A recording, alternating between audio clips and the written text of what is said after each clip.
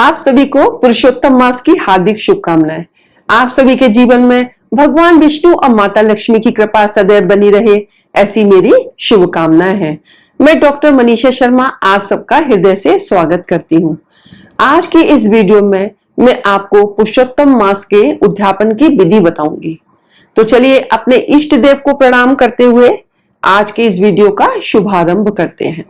जैसा कि हम सभी जानते हैं कि अधिक मास 18 जुलाई से शुरू हुआ था और ये अब 16 अगस्त को समाप्त हो जाएगा।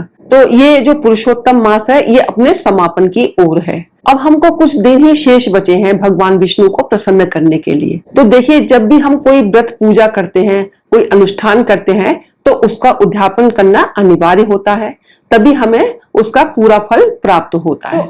आज हम जानेंगे कि पुरुषोत्तम मास का हमें उद्यापन कैसे करना है। सबसे पहले हम भगवान विष्णु की प्रार्थना करते हैं। यस्य हस्ते गदा चक्रे गरुणो यस्य वाहनम शंख करतले यस्य सामे विष्णु प्रसीदतु।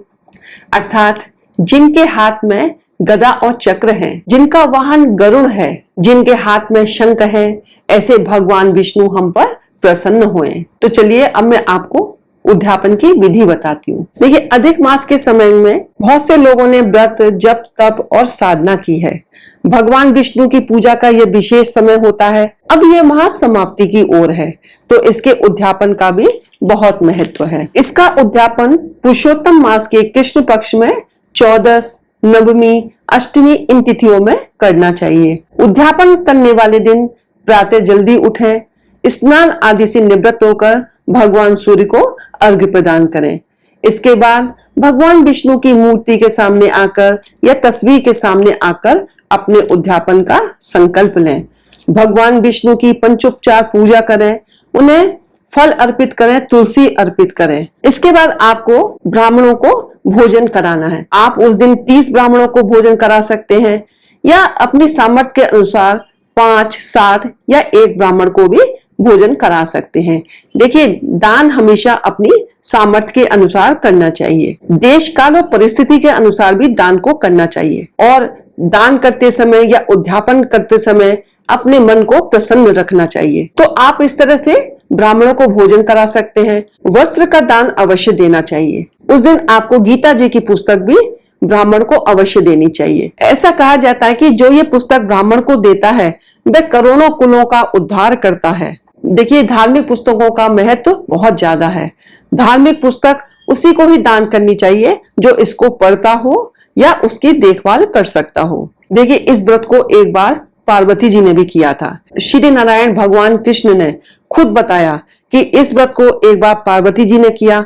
उस समय श्री महादेव जी से उन्होंने पूछा, कौन सा उत्तम दान हमको देना चाहिए जिससे मेरा पुरुषोत्तम व्रत संपूर्ण हो जाए। महादेव जी बोले, कांसे के बर्तन में 33 मालपुए भरकर 7 धागे से लपेटकर विधिवत पूजा कर व्रत संपूर्णता के लिए ब्राह्मण को दो। तो ऐसे 30 पात्र भी आप देने में समर्थ हो तो आप दे सकते हैं, नहीं तो 1 पात्र का भी आप दान कर सकते हैं। देखिए, अगर आपको कांसे का बर्तन नहीं मिलता है तो आप मिट्टी के पात्र या स्टील के पात्र में भी ये मालपुए रख करके दान कर सकते हैं। जो मैंने आपको ये सरल विधि उद्यापन की बताई है, आप इसको अवश्य करिएगा। इससे आपको कई गुना फल की प्राप्ति होगी और आपने जो अधिक मास में जो व्रत और अनुष्ठान किया है वो आपको पूर्ण उसका फल प्राप्त होगा। तो देखिए, जिन्होंने पूरे महीने का व्रत नहीं किया है वो भी इस उद्यापन की विधि को अपना सकते हैं। इसके साथ आप कुछ और भी दान कर सकते हैं, वो मैं आपको बताती हूँ। देखिए, आप उद्यापन वाले दिन तुलसी का पौधा दान कर सकते हैं, तुलसी को लगा सकते हैं, दीपों का दान कर सकते हैं। बहुत से लोगों ने पूरे महीने दीप दान किया होगा, लेकिन जिन्होंने अभी तक नहीं किया वो 30 दीपों का दान आज के दिन कर सकते हैं। गौ का दान कर सकते हैं, खड़ाऊ, जूते, चप्पल आदि का दान कर सकते हैं। तिल का दान बहुत लाभकारी बताया गया है। सोने का दान कर सकते हैं, स्वर्ण दान। यदि स्वर्ण का दान संभव नहीं है तो 5 बर्तन आप दान कर सकते हैं। तांबे के बर्तन में चावल भरकर दान कर सकते हैं। तो पुरुषोत्तम मास का इस विधि से उद्यापन करने से व्रत का फल कई गुना प्राप्त होता है और जीवन में आने वाली समस्याओं का समाधान भी प्राप्त हो जाता है। देखिए, जिन्होंने पूरे महीने अभी तक कुछ नहीं किया है, अब हमें बहुत कम दिन बचे हैं भगवान विष्णु की भक्ति करने के लिए। तो जो अभी भी कुछ करना चाहते हैं वो एकादशी से लेकर के अमावस्या तक भगवान विष्णु के निमित्त कुछ न कुछ कर सकते हैं। देखिए, जैसे कार्तिक में हम भीष्म पंचक व्रत रखते हैं, 5 दिनों का व्रत बहुत महत्वपूर्ण होता है। इसी तरह से अधिक मास में पंचरात्रि व्रत कहा जाता है, जो एकादशी से लेकर के अमावस्या तक रखा जाएगा।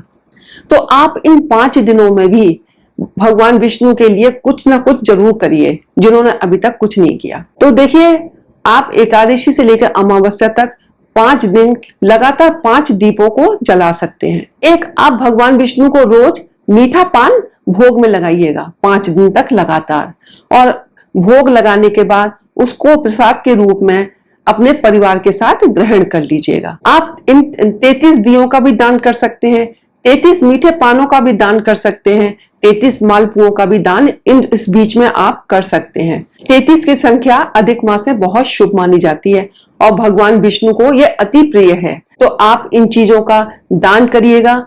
यदि आपने अभी तक कोई स्नान भी नहीं किया है तो आप 5 दिनों में ब्रह्म मुहूर्त में उठकर आप स्नान का भी नियम ले सकते हैं।